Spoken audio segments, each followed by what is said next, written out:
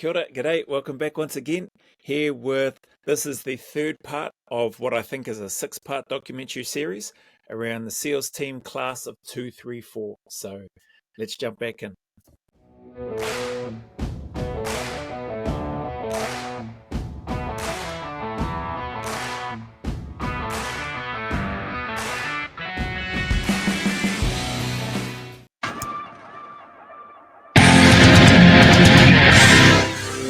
In the pre-dawn chill of Monday morning, week 2 of basic underwater demolition SEAL training begins.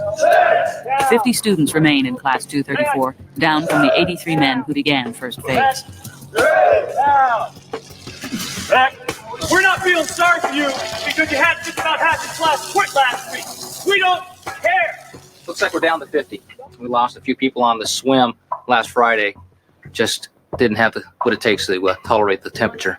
We are losing more people because they quit than we are because of medical reasons, which is what I want to see. I don't want to see a training program that you're just beating somebody down. Anybody can make anybody run until they break, and that's not what this is all about. This is about giving them the same training that I went through and showing people, hey, I want to be here, I don't want to be here, and letting them make that decision based on a choice, not because they're injured.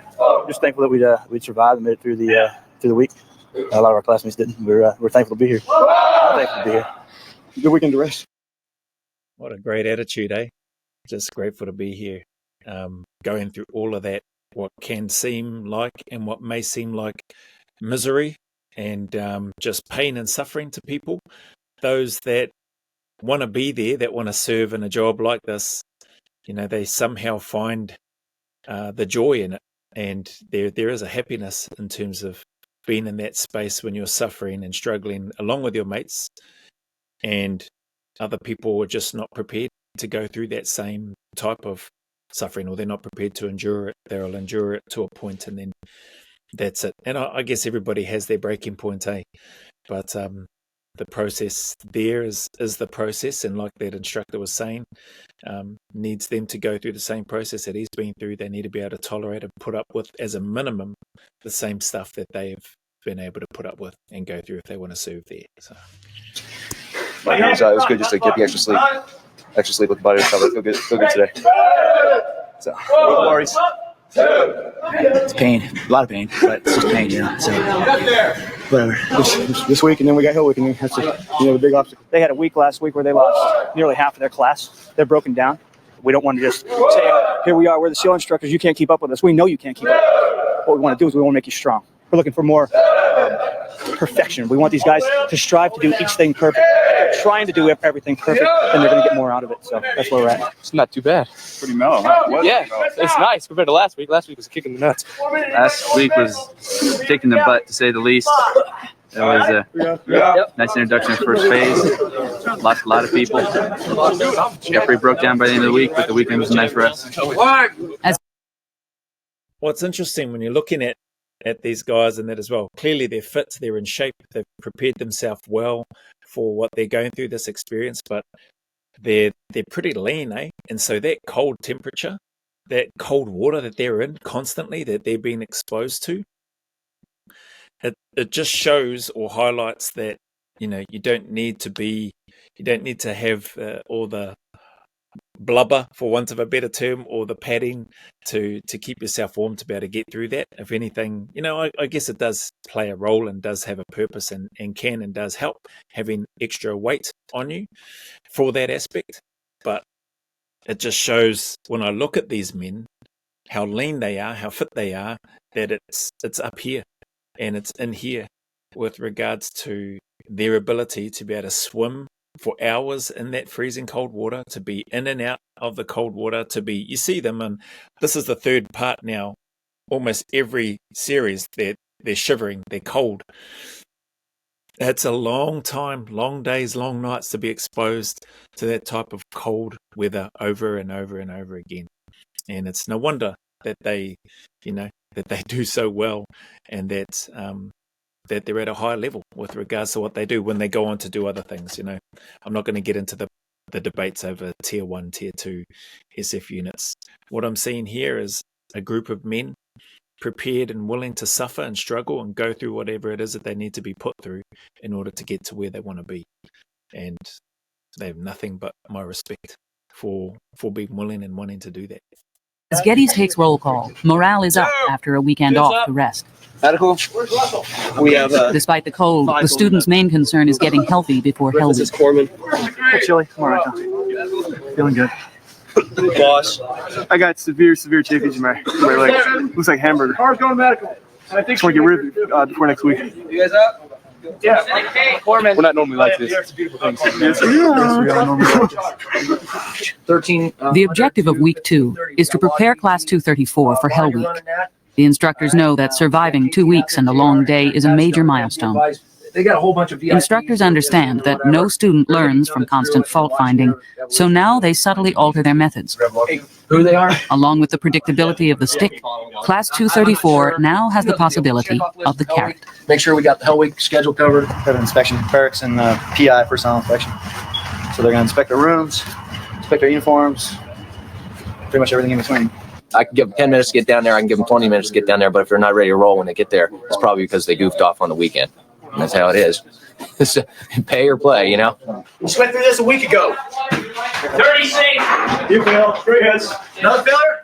What's wrong with you guys? Their first 2 inspections are the hardest ones to pass. It's to get their attention and let them know we're looking for the tiniest of things, you know, and they have all weekend if they wish to prep for it. Okay, that salt water destroys that life vest. Well, what is that? Life-saving device. That's it. Take care of your gear, take care of you, right? Yeah. Okay. Everything's got to be squared away, and we're looking for perfection. Good job. Yeah. By the time these they're out of phase, typically you come in for inspections and everything is really tight. You're bored as an instructor because they're locked on. They know what you're looking for. They know how to snap to, and they're squared away at that point. All right, that's a single hit. You guys passed your room inspection. Good job. Yeah. 2 things we want to have accomplished in first phase. 1 is that teamwork, and 2 is that attention to detail. You get wet and sandy before you come in, and you get sand everywhere in your room. Your history. I realize that you guys come in here and you're wet and sandy, right? So how's sand not going to get in here, right? Yeah. But you're not going through your drawers, are you? Negative. You did those the night before, right? Yeah. Yeah. Okay.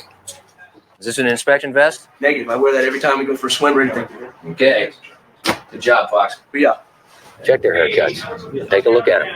You're responsible for them. As class LPO, you're really the driving force. I'm LPO first phase. That's my show. That's the show I run. Every SEAL knows that mistakes can be as deadly as an enemy bullet. When class leaders Geddes and Rivera fail to notice a posted schedule change, instructors use 62-degree water to reinforce the importance of attention to detail. We had a schedule change between yesterday and today, and they didn't update themselves this morning by looking on the board. So the class leader misled his class, went to the wrong evolution, and now they're paying. That not caring, hey, we're just going to get beat anyway, so we might as well not even hurry up to get there, because it's the beginning of him starting to quit. He doesn't care, doesn't want to put out, gets into Hell Week, carries that attitude with him. It gets 10, 20-fold harder than it is now, and he gives up. So It's tough, man. Far out. You got a scheduler. You need to be locked onto that, especially if you are the leader of your group. It says a lot. Well, they're breaking it down now in terms of what they're saying. You know, they start to get to a point where they don't care, etc., etc. So I'll let them talk.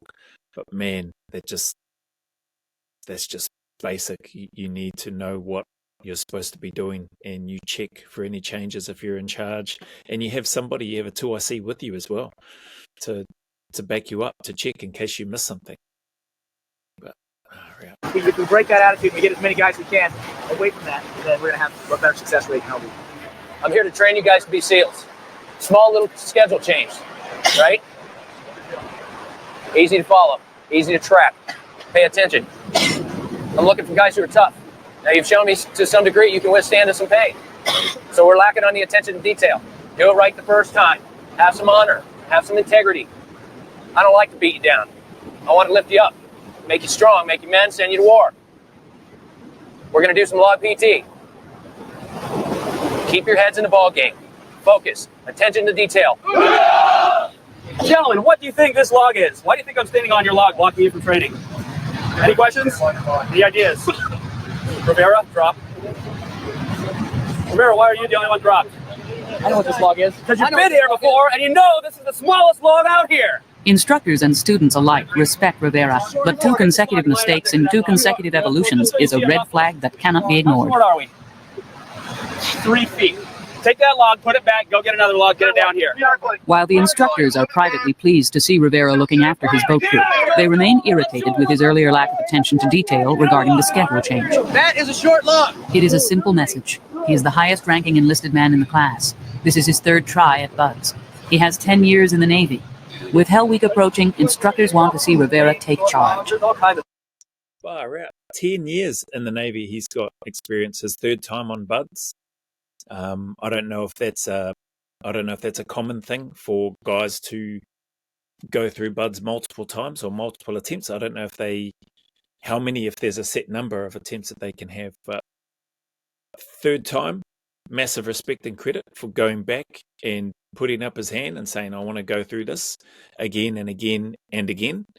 And 10 years experience in the Navy as well. Wow. Okay. Yeah, anyway. As far as instructors being on my case, I don't really have a problem with that. They see something wrong with me, I just feel it's helping me out. Navy SEALs are a community of overachievers who seek a challenge and success in everything they do. This is a profession that demands intelligence and aptitude, as well as dedication. BUD/S graduates continually score higher entry test scores than required for admission into officer commissioning programs and even the Navy's nuclear power program. 25% of the SEAL teams have college degrees. Yet years of study have failed to uncover why some men make it through BUD/S and most do not. Are you getting any better from the first day answering again? Booyah, just pass on. Shoot, first day. I know why this Booyah. they got Fox in it. You're just a big relay pup. Booyah. You were the big fat officer shaking on the deck at my feet, right? Booyah, Mr. Robinson. Is that body tightening up yet? Booyah, Mr. Robinson. I hope so. McGeehan's boat crew wins the log races, and instructors single him out for remarks that clearly are meant as praise. Instead of the stick, McGeehan and his boat crew get the carrot, a lesson that Instructor R intends for the entire class to share in. See, it pays to be a winner. You guys were kicking butt most of the way through this PT. About one of the only crews that I saw that stood out in my mind that was really putting out. Good job, guys. So here's what I want you to do. Okay? Once every minute, I'm going to raise my hand and you're going to go first time every time. Right? You're going to chant that nice and loud so the rest of them can hear it. Okay? All right. I know it's hard. I hope you guys don't mess this up.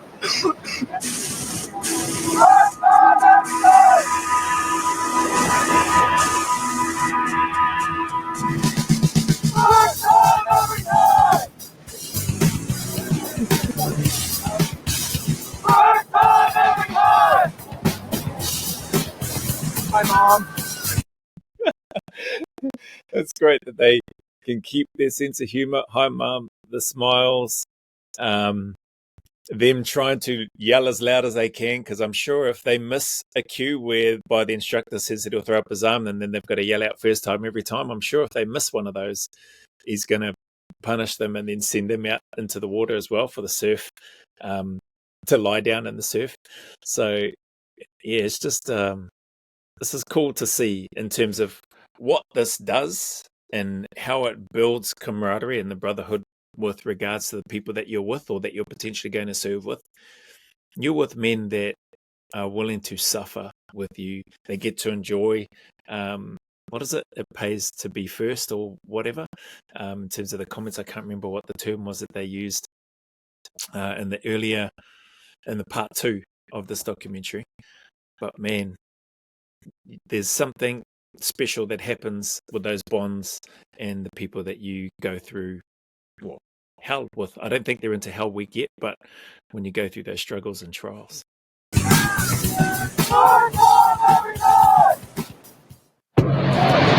By midweek, nothing is funny, not even George Washington boat races. Class 234 is recovering from a 500 sit-up, 500 push-up penalty earned yesterday for arriving late to a formation. Hell Week is less than 5 days away. We weren't putting out as much as they'd like. We were running late to evolutions, and there was an evolution on the schedule, and we went to that evolution, but apparently it had been canceled, and we weren't notified. I don't know, I think it's just part of a mind games that they play. You can't put the blame on one person. One person's not going to make a whole class. Late. That was just our mix-up and something we won't be doing anymore. The class is weary, but unbroken. Get together, be motivated, stay positive, and try to stay warm if you can. But if you guys understand what's coming from? Yeah, everybody? If we put out, we kick ass, they're more likely to give us an easier conditioning run. Still not going to be easy, but if we drag ass the whole day, it's going to be about 8 miles running around the dunes. We got IBS for a couple hours, then we got elephant walk for a couple hours. and then we got log PT, and I don't know how long that is. Then we got a conditioning run, and I think the day's finally over after that. Long evolutions, they all suck. So, plus it's cold. Bad day. This will be the last hard training day before Hell Week starts. Training will taper off to give the class some time to rest before the Sunday night breakout. The boat races are more elaborate, but the boat crew leaders listen carefully. Despite the cold, the class is motivated.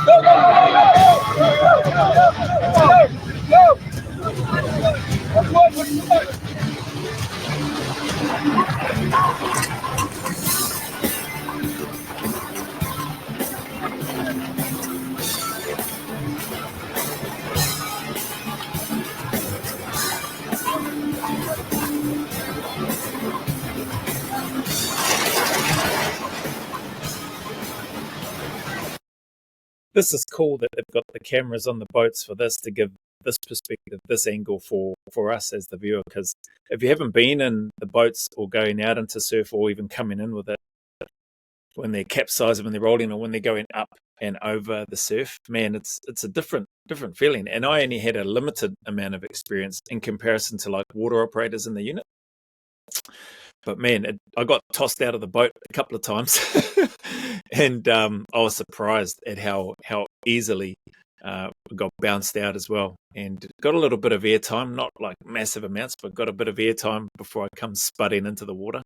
So this is cool to see this camera angle on here.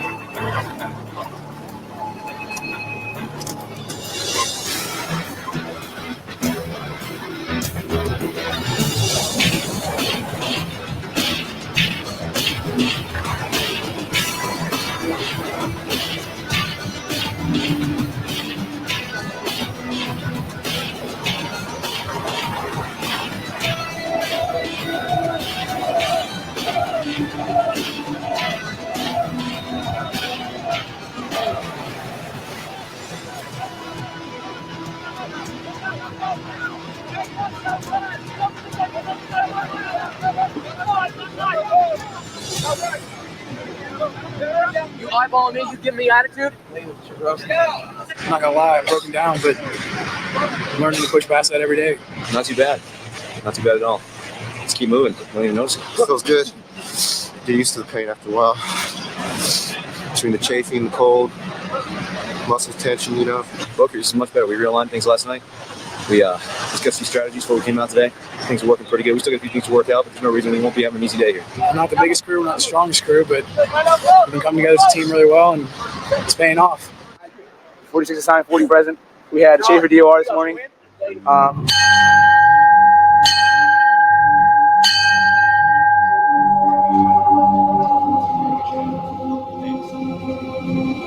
I woke up this morning out of bed and I just had a lack of motivation. I was tired and broken down. I'm 29 years old.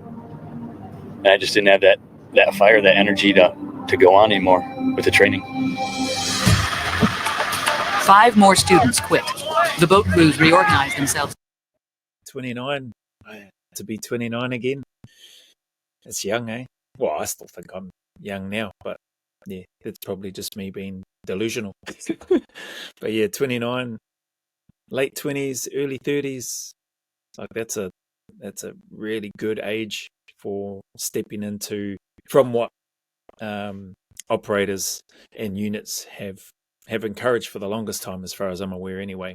Those late 20s, early 30s are a good age bracket to be applying for and stepping into the SF. Just the much more grounded, settled, mature, experienced as well. But yeah, so 29. He made it sound like 29 was old, and it's definitely not. Again by height. Students are eager to finalize boat crews before the long day begins. Down!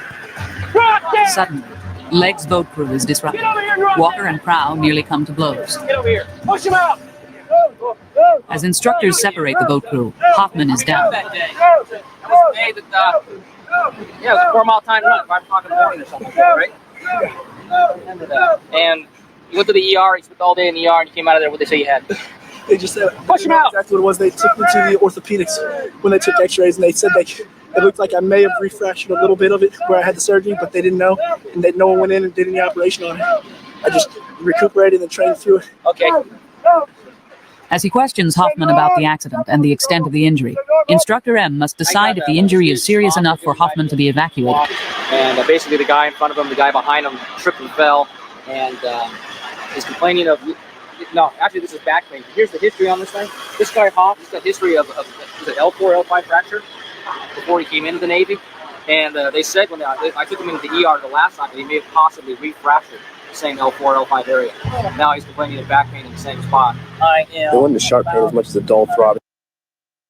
You'd want to, I would assume, I don't know what's going to happen, but I would assume as the instructor, you'd want to get that looked at L4, L5, in terms of the spine, stuff related to the spine, if he's in pain. I mean, even if he's taking the piss and not really, you would want to, I think anyway, I'd want to get him looked at, checked out properly, scanned, whatever they need to do, and have the professionals, the medical professionals, the doctors make the decision. Yeah, he misses out on some of the work, but at least you'll get a definite answer from the doctors, I suppose. But yeah, there's lots going on, eh?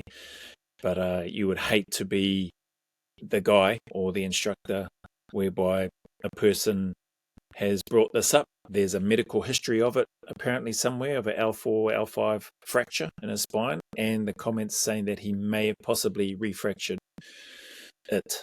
So, yeah, tough call, but yeah. When it came down on me, I was just more concerned, as well as the corpsman being more concerned with the history. I've had a surgery in the past on my back, so that's where their concern came from. You know, I don't want to get rolled. I don't want to get dropped because a lot of people work so hard to get here and have been working real hard while they're here. And it's just such a mental barrier to have to start all over or get dropped completely. And I know a lot of guys don't want that.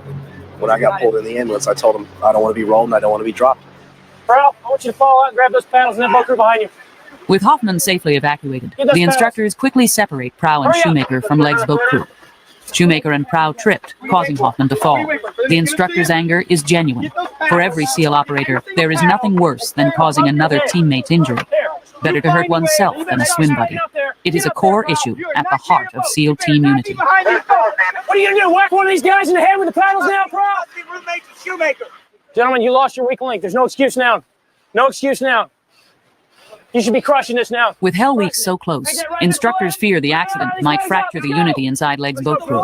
Instructor Register pushes the students hard in the hopes they will not dwell on the incident. How come you're carrying these paddles? You can't hang on to that boat. That's the same as not keeping up with your boat crew. They're carrying that big old boat, you're just carrying a few paddles. You can't keep up with them on the boat. Hey, at least he's beating Mr. Shoemaker. You know what stays with you through your career as a SEAL? It starts here in Bloods, your reputation. You're supposed to be their boat crew leader, aren't you? How can you lead them when you're carrying the paddles back here and you're not even putting out? Either put out, get up there with your boat, or quit right now. Told us in Hell Week right here, sir. Guess what happens? Bye-bye. Performance drop. This really sucks. You lost a really good guy on stretching. When you got one weak guy, somebody else, unfortunately, can't pay the price, and that looks like that's what happened. One guy didn't carry his load, and Hoffman's has a suspect back as it is. Now you lose the stallion. Sam, somebody in my boat crew was not putting out, and they hurt somebody else in my boat crew. Somebody wasn't pulling their weight. Need to go away. They don't want to be here. End up hurting everybody else. You all right? What happened to him? I fell into him, and then he fell down. I mean, they put him on. Medically, was he broke his neck or what? No, they just put him on the boat and took him away. Leg's boat crew is summoned by the SEAL proctor for Class 234. I'm supposed to be the liaison between the staff and the students, but it's more like that big brother aspect. And this whole time I've been talking to them about accountability and how they're accountable to each other. And obviously, if a person's not putting out, if he's being a liability to the boat crew, that's not putting out. It stands to reason that he probably shouldn't be here. I just sift through it and I see what's just, petty animosity and what's really realistic in the fact that Hoffman, I know, is a put-out guy and he got hurt. Yeah, Shoemaker, go back to class. The proctor sends the officers away and questions the enlisted members about the incident. So you can leave too. Oh, I'm hoping that the course will take care of itself and the guy will just quit. What's the deal with Shoemaker? You just hurt. I don't. Shut up. Shut up. I'm not here to get this blind loyalty. Does he put out? He does when he can, Circle. Why can't he put out? He's been sick. then why is he with your boat crew? Is he just going to go through medical? He had a follow-up this morning, Instructor Bo, and they sent him back out there. So he's going to go through Hell Week with you guys. That's up to the doc. Yeah, Instructor Bo. All right, you shut up. I love this. This sounds like and looks like in-person buddy rating. I think he sent Shoemaker away, the officer, and he sent one other person away. I don't know who that other person is. And he's asking the operators, does Shoemaker put out? Like, why is he at the back? He was the guy, I think, carrying the paddles. This is awesome because you can 100% guarantee it'll be playing on the minds of those that are carrying the boat, that are doing the work, while the leader is carrying a few paddles and still not keeping up, hence why the instructors are on his case. And now that information is feeding back through to this other instructor, and he's pulling these people in to have a bit of a chat. That's my interpretation. I could be completely wrong, but it seems like, sort of similar to when we would do buddy ratings of who you would most like to go to war with. Essentially, you're taking in all the information of who you've seen work during your course on selection and cycle, and who you trust and who you know is legitimate when it comes to working hard and or if they're genuinely injured. So that's what this sort of seems like here with this conversation. I want to see what definitely keen to hear. The Shoemaker put out. Be honest, Car. Don't give me Be honest. Your eyes going left. He didn't seem like he put out today, Instructor Bull. He killed my back on the run down there, Elephant Run. I want honesty. I'm being honest, Instructor Bull. Okay. You can carry Mr. Shoemaker through this evolution, and one of you guys is going to get hurt. That's what statistics show, okay? And I appreciate your loyalty, Walker. You're a good guy. But I don't want him to go into Hell Week with you guys. And if you guys can't be man enough or men enough to tell me, hey, he's a liability. This is not a group vote against Shoemaker. Right? BUDS training is the only military training where officers and enlisted are trained together. Trust in leadership is essential for unit cohesion. 100%. Trust in leadership is essential for unit cohesion. Well spoken. And yeah, you need to be raw and honest and ruthless if you have to. That's just my take with regards to people that you're going to be serving with or expected to serve with. Because if you want to carry somebody through something and they are not, and you know that you've been carrying them, and you know that your group is carrying an individual and they're not pulling their weight, it's going to come back to bite you or other teams in the backside once and if they make it all the way through to the unit. I hope he's okay. In the meantime, stand by for log PT. Dude, I got news for you, man. We always win. We're not stopping now. We're bringing you guys. We're trying to invite you guys in on the party. I always win on logs. I haven't had one day of logs. I haven't been on one day. There you go. And minus, don't break a streak then. You know what I'm saying? I don't know. We were just running, and some of the people gave out, and the boat came down on me. My back had this pain for a while. I couldn't get up, so they took me in, took X-rays, came back negative. They looked at everything. It seemed all right, just real tight and real sore. May have strained the muscles in my lower back, so they did some therapy on it. I stretched it for about an hour, and then told them I wanted to get back with my class. What's going on? That's awesome. I think that's the guy Hoffman that they're saying even the instructors recognize and mention that he puts out and works hard. So yeah, there's an example. And thankfully it was good news. So there's no fracture or anything. It doesn't sound like it's just tight and sore and strained. And so you got a bit of time to sort of get that worked out, but better to play it safe, I think, especially when you're dealing with people's spines or C-spine and yeah, anything and anywhere to do with that part of a person's body. That's just my take anyway. Who are you seeing red with? My playoffs, Walker? Prowl, instructor trainer. Yeah. What were you guys all pissed off about each other? Because I fell in Hoffman earlier and I heard him on the conditioning walk. We're kind of disturbed at each other right now. If you decide to keep this attitude, your body's just going to break down, which is giving you, personally, individually, less of a chance to make it through. It's cool how they're having a little chat. I just noticed the time, it's nearly 30 minutes, so I'll pause this one here. But yeah, definitely a lot of communication. It's changed significantly from the first part one of this 234 class of 234 BUDS series to where they are now as they're getting ready to move into Hell Week for this part. And I think I mentioned at the start, I think this is a 6-part documentary series. So parts 1 and 2, it took me 3 goes to do the reaction. So hopefully I can start breaking it down to 2. I'm trying to let the videos play a little bit longer. Appreciate the feedback and the comments from everybody as well. But yeah, really enjoying this and appreciate you and your time. If you stuck around, if you were here, your support and input, very, very grateful for it. So thank you very much. As always, anybody going through any difficulties, hard times, challenges, I encourage you, I invite you to just keep turning up, keep staying in the fight. Know that you are more capable and competent than you think. Know that the sun will shine again, that there are better days ahead, and those better days are coming for you, and that there is a light at the end of that long, dark, lonely, and miserable tunnel. You're not alone, so keep staying in it. As always, go always a little further. Remember, who dares wins and who cares wins. And until the next video, there's a big mana wave coming from me to you, filled with my aroha, respect, appreciation, and gratitude for you all.